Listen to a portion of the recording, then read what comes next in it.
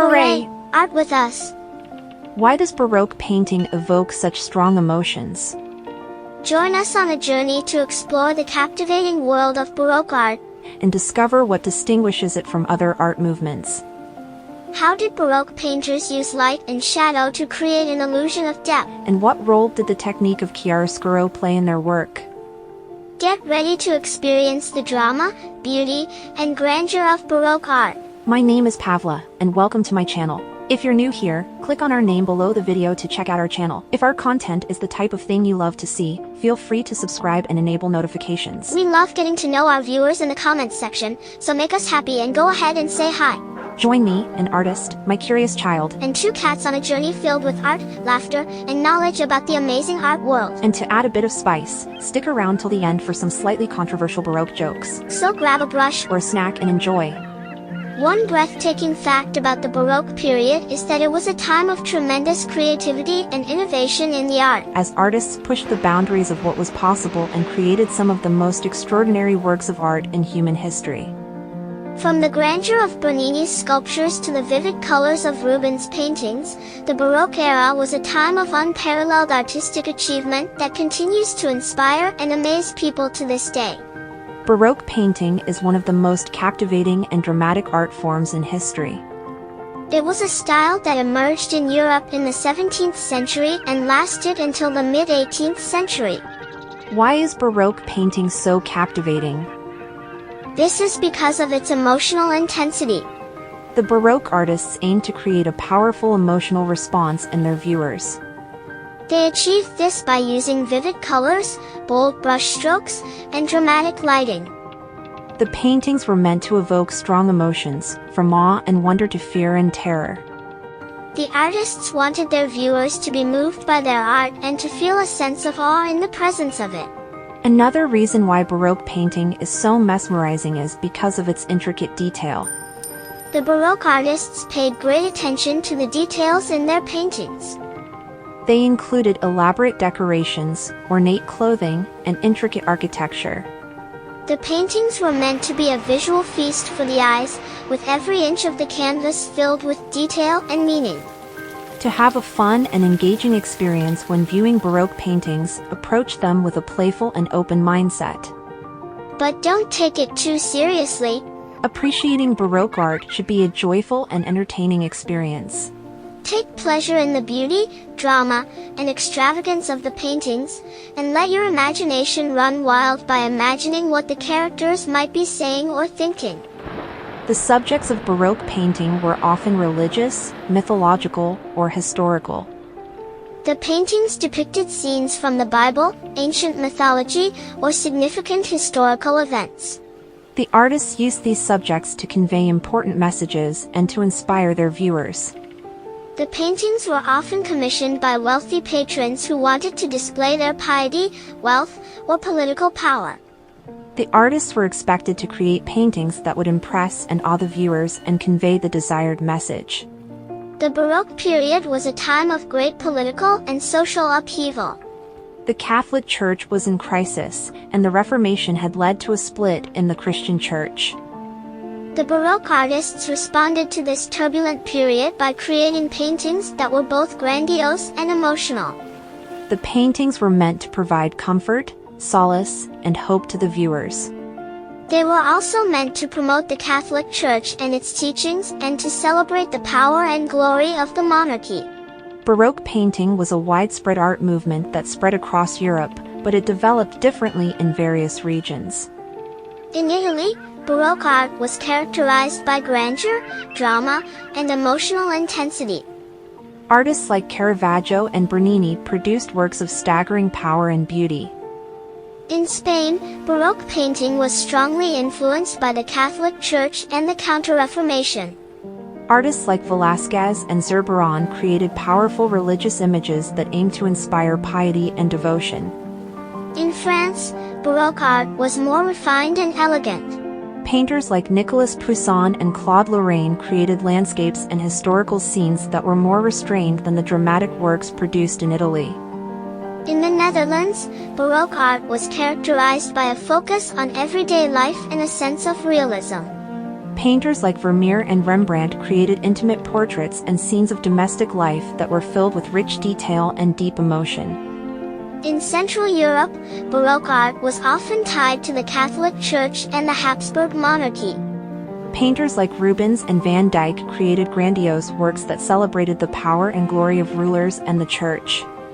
Baroque art, with its dramatic use of chiaroscuro and emphasis on emotional intensity, was not universally popular in its own time. Critics found it lacking in classical restraint and overly emotional. However, its impact on the art world has been enduring and far-reaching. Baroque art encompassed not just paintings, but also sculpture, architecture, and decorative arts. Baroque architecture, with its grandeur and ornate decoration, remains an enduring symbol of the period. One of the most renowned Baroque painters was Peter Paul Rubens, known for his dynamic compositions, vibrant colors, and his depictions of voluptuous women. Baroque art was often created as part of large decorative programs that aimed to create a unified visual experience in specific spaces, such as churches or palaces. Why did the Baroque painter break up with his girlfriend? Because she was too medieval. How many Baroque painters does it take to change a light bulb? None, they prefer the glow of candlelight. What is the difference between Gothic and Baroque architecture?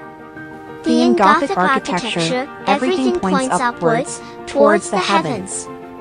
In Baroque architecture, everything points towards the wallet.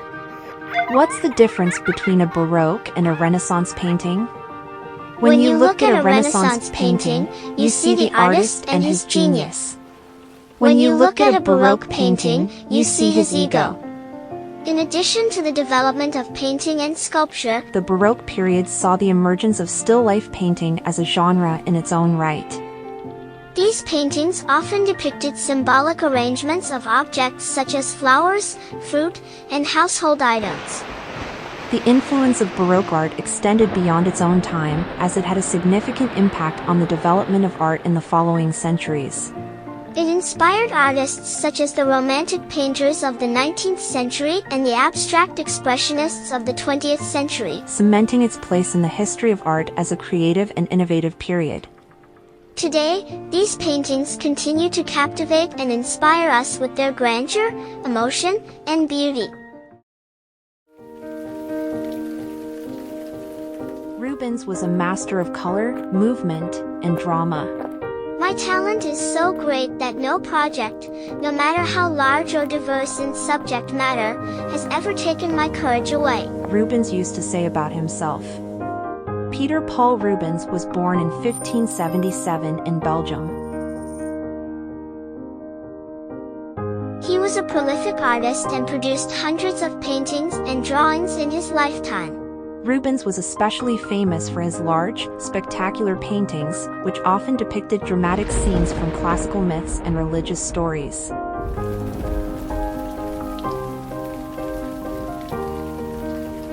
The painting, The Abduction of the Daughters of Lysippus, is a scene from Greek mythology and shows Rubens' mastery of color, movement, and drama. In the painting we see two beautiful sisters, Phoebe and Hilaria, being abducted by the twin demigods Castor and Pollux. The sisters look terrified, but at the same time they seem resigned to their fate, as if they know that their lives will never be the same again. The horses are rearing up as if they are in the middle of a wild and exciting ride. At the same time, the painting is also a celebration of beauty. Everything emphasizes grace and femininity.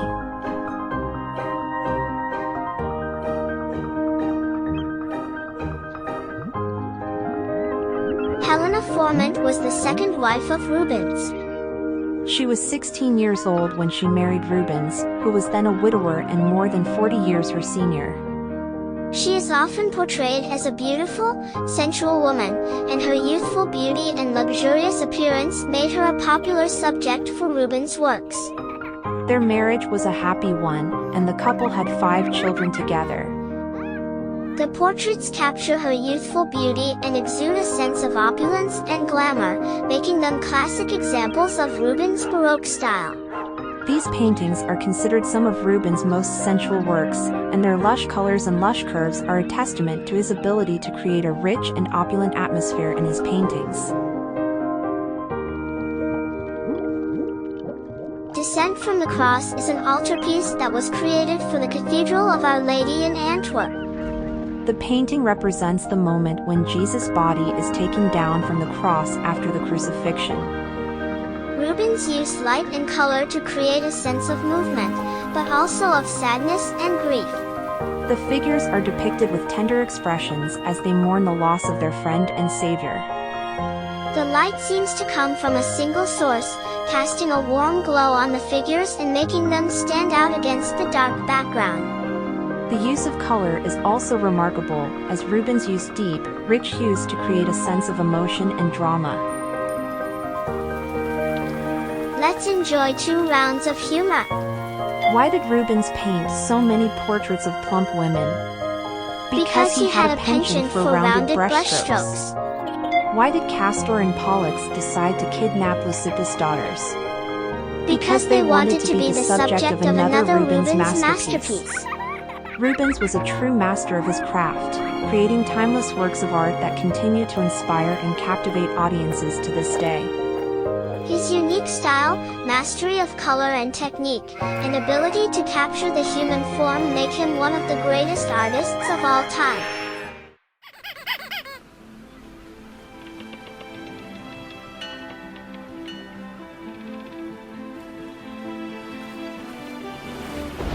Rembrandt's rebellious nature was also reflected in his personal life. Rembrandt Hamenszoon van Rijn was born in the Netherlands in 1606.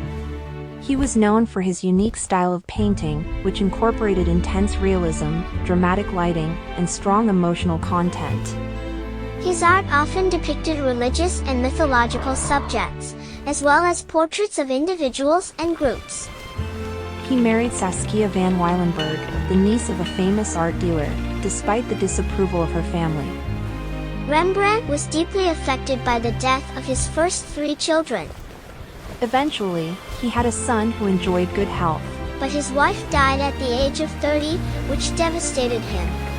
He had a dramatic love life and was involved in many personal lawsuits within his family. He ended up with debts and bankruptcy, and all his painting collections were sold at auction. He was an exceptionally active and persistent man. If he had been able to maintain good relations with people and make wise decisions about his affairs, he could certainly have multiplied his possessions many times over. Rembrandt's remarkable paintings is the anatomy lesson of Dr. Nicolaes Tulp, which depicts a group of doctors gathered around a corpse for an anatomy lesson.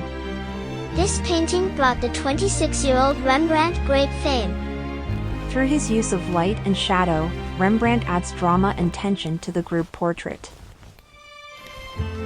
One of Rembrandt's most celebrated works is The Night Watch, a large group portrait that depicts a group of Dutch militia officers in action.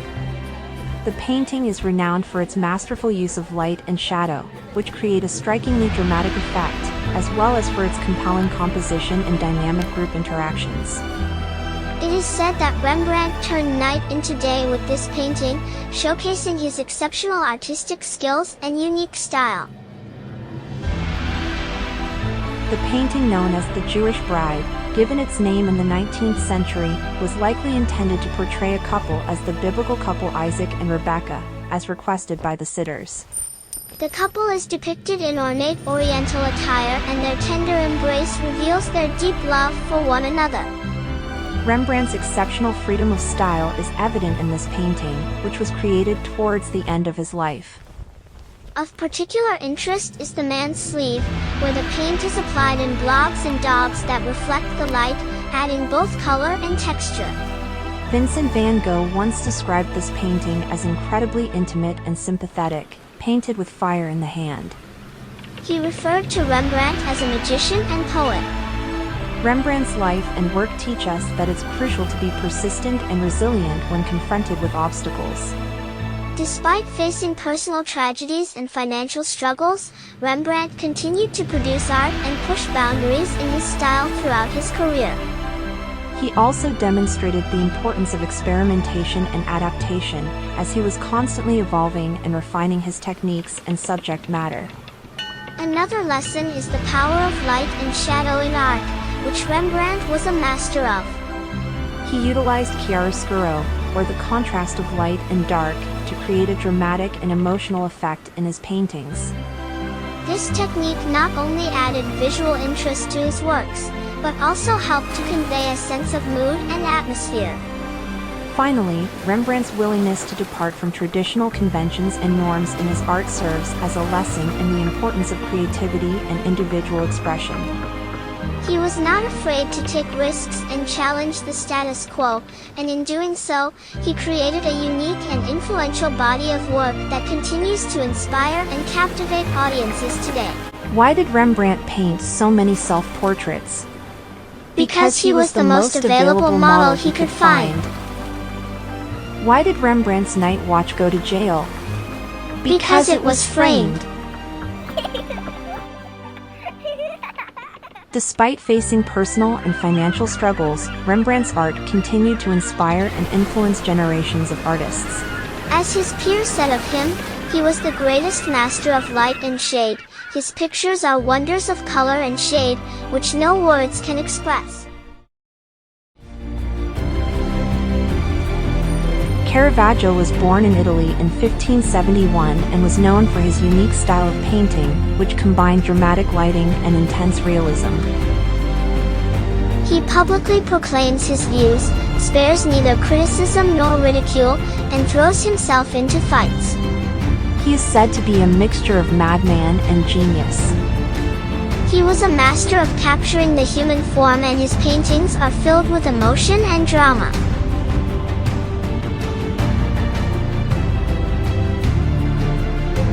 After killing another painter in a duel, he flees to Naples. Caravaggio died in 1610 at the age of 38 under mysterious circumstances. Exhausted on yet another escape, he lost everything. Some speculate he was killed in a duel, others believe he died of malaria. As his peers said of him, painter beyond painter, a prodigy of art and nature, and yet later a victim of a fickle fate.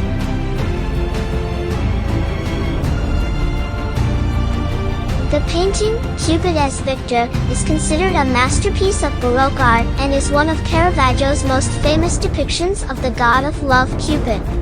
He is depicted as a confident, almost defiant young man with arrows, symbols of his power.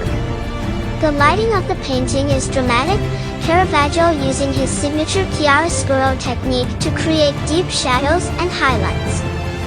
In the palace gallery, the painting is covered with a curtain so as not to obscure others in the collection. He paints the painting, the Luthier, which the cardinal considers the finest in his collection. The harmoniously distributed colors vibrate to the sound of music.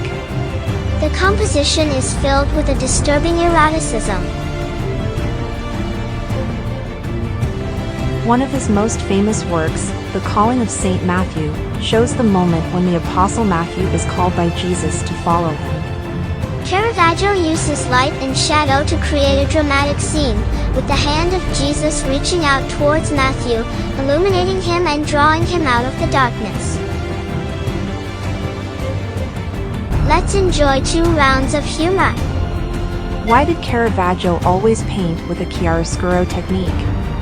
Because he wanted to make sure his paintings had the brightest highlights and the darkest shadows. Why did Caravaggio never paint portraits of cats? Because he was afraid they would steal the spotlight with their dramatic lighting techniques.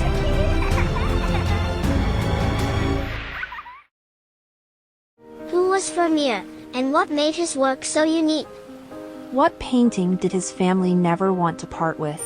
And what unusual ingredient did he add to his paints? Johannes Vermeer was born in Delft in the Netherlands in 1632.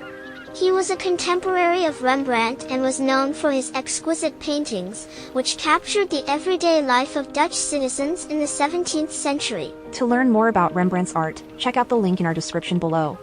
Unlike many artists of his time, Vermeer did not receive royal patronage or hold a prestigious position at court. Instead, he painted for private clients. Vermeer receives a lot of money for his paintings. However, he only paints 2 or 3 pictures a year, so he is unable to even satisfy the needs of his family, which consists of 15 children, although sadly 4 of them passed away at a young age.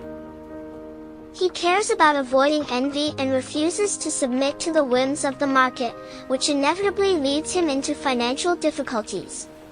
Vermeer, a significant representative of the golden age of Dutch painting, quickly fell into obscurity after his death. It was not until the 19th century that he was rediscovered and appreciated. Vermeer's paintings are characterized by their use of light and color. He often used a technique called camera obscura to create a sense of depth and realism in his work. This involved using a small, dark box to project an image onto a canvas, which he then traced and painted over. The resulting paintings had a unique luminosity and richness of color that was unparalleled in his time. Interestingly, when Vermeer wants to capture the roughness of walls, he doesn't hesitate to add sand to his paint. To achieve a unique lighting effect on the fragments most exposed to the sun, he dots those areas with small drops of white paint. Vermeer created his own partly imagined world of innocent ideals, joy of life, and modest luxury. He presented this world through purity and unprecedented harmony of colors. Vermeer's paintings often feature women engaged in everyday activities such as sewing, playing musical instruments, or reading. His attention to detail and the subtle emotions he conveyed through his subjects' expressions gave his paintings a unique charm and intimacy. Many of his works were acquired by wealthy Dutch merchants and have since become some of the most valuable paintings in the world. Vermeer's life was not without its challenges. He was a devout Catholic at a time when Protestantism was the dominant religion in the Netherlands. As a result, he was excluded from many civic and commercial opportunities, and it is believed that he struggled financially for much of his life. Despite this, he continued to paint and create masterpieces until his death in 1675 at the age of 43. Girl with a Pearl Earring is a painting believed to have been painted around 1665. The subject of the painting is a young woman, portrayed in three-quarter view, wearing a turban and a large pearl earring.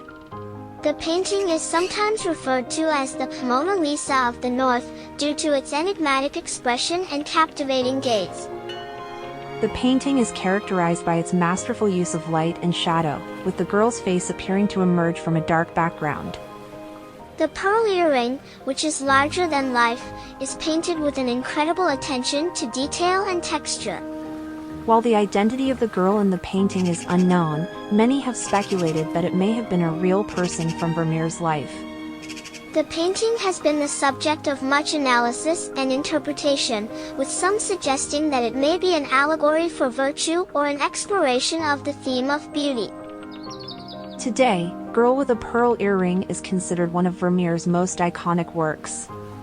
It has also inspired numerous adaptations in popular culture, including a novel by Tracy Chevalier and a film adaptation starring Scarlett Johansson. The painting The Procuress depicts a scene of a procuress, or a female pimp, and a young woman. The procuress, with a stern and calculating expression, offers a glass of wine to the young woman, who appears to be a potential client or a newly recruited prostitute.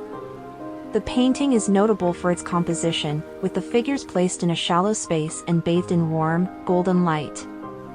Vermeer's attention to detail is evident in the intricate patterns of the rug and the draperies, as well as the delicate rendering of the lace collar worn by the young woman.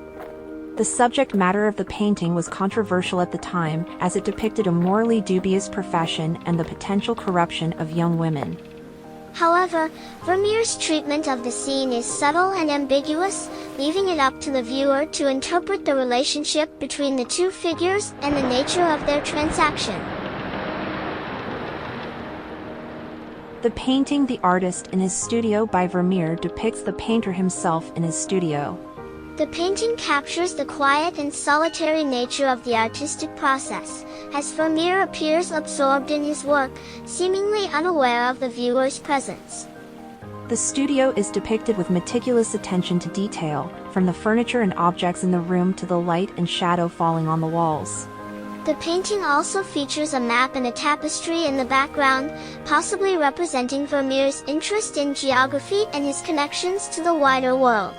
The painting is considered a masterpiece of genre painting, which emphasizes the depiction of everyday life and ordinary people. Vermeer's use of light, color, and composition creates a sense of depth and realism, drawing the viewer into the scene. The painting has an intimate confession-like character, and the artist, while creating it, undoubtedly had its sale in mind. However, he couldn't bring himself to part with it until his death. Even his widow will do everything possible to keep it as a family asset. Vermeer's legacy continues to influence artists to this day. His use of light and color has inspired many painters, and his ability to capture the essence of a subject continues to be a hallmark of great art.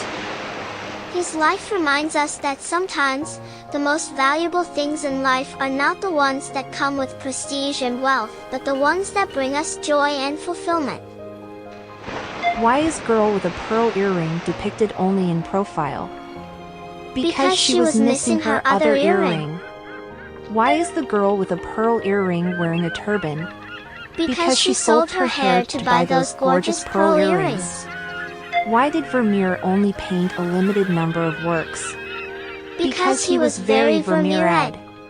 Vermeer's life and work show us that even when faced with challenges, we can still create beauty and find joy in the things we love. He reminds us that sometimes, it's the small moments in life that are the most valuable, and that we should cherish them while we can. How did Velázquez become the court painter, and what did he receive from the king? And why, oh why, did he end up with so many responsibilities at court? Diego Velázquez was born in Spain in 1599. He started his career as an apprentice in a local workshop, where he learned the fundamentals of painting. Later, he moved to Madrid, where he worked for a series of aristocratic patrons. It was in Madrid that Velázquez caught the attention of King Philip IV, who was an avid collector of art. In 1623, the king appointed Velázquez as his court painter, giving him a salary of 20 ducats per month and the title of Gentleman of the Chamber. Velázquez's appointment as the court painter was a huge honor, and it came with many privileges. He was given a room in the royal palace, where he could set up his studio and work on his paintings. He had the privilege of receiving medical treatment from the royal physician and access to medicines from the royal pharmacy if needed.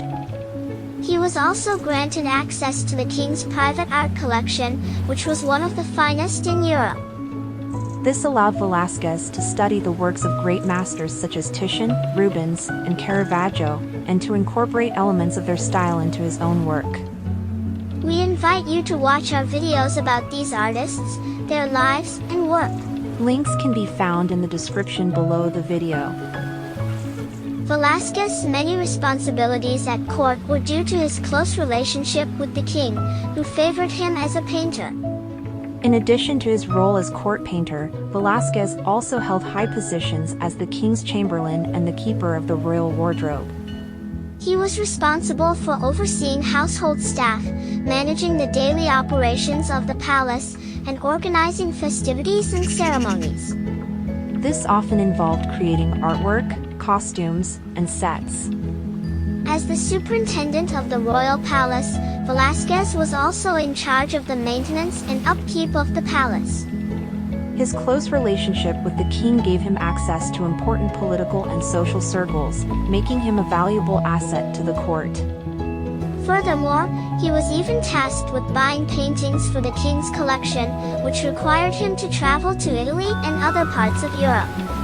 In the gallery, there was a studio which the king had the key to, and His Majesty ordered a special chair to be placed there so that he could watch the painter at work every day.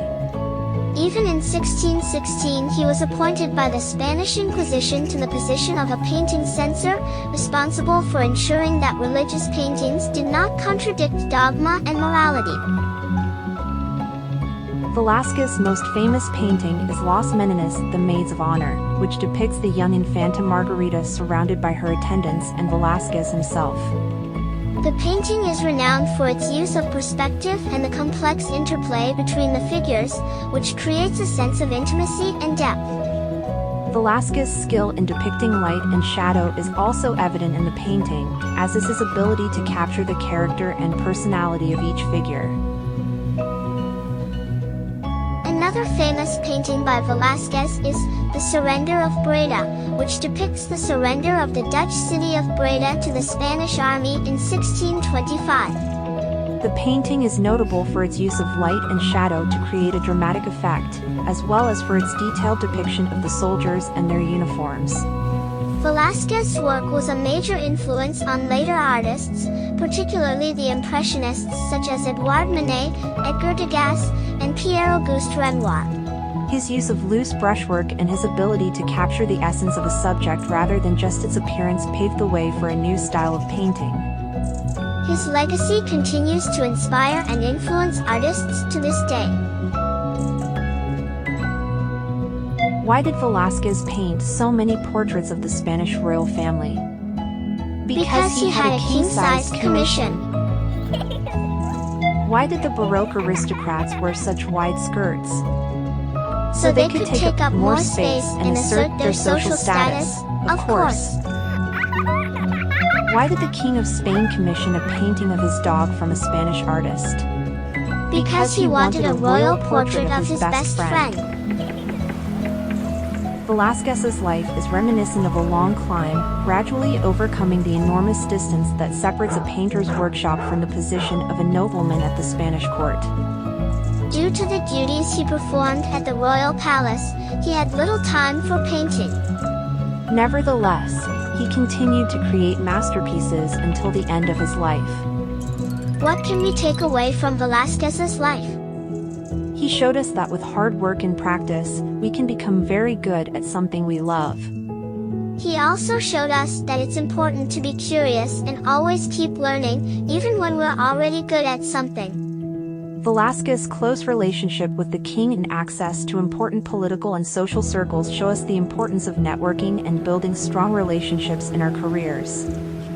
And most importantly, he showed us that it's never too late to start pursuing our dreams and doing what we love.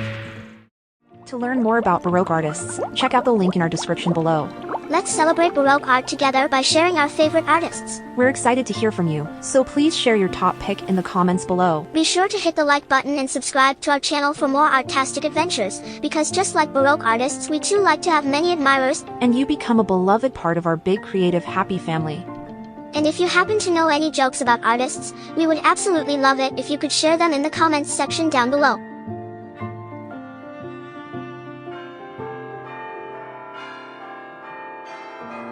Farewell.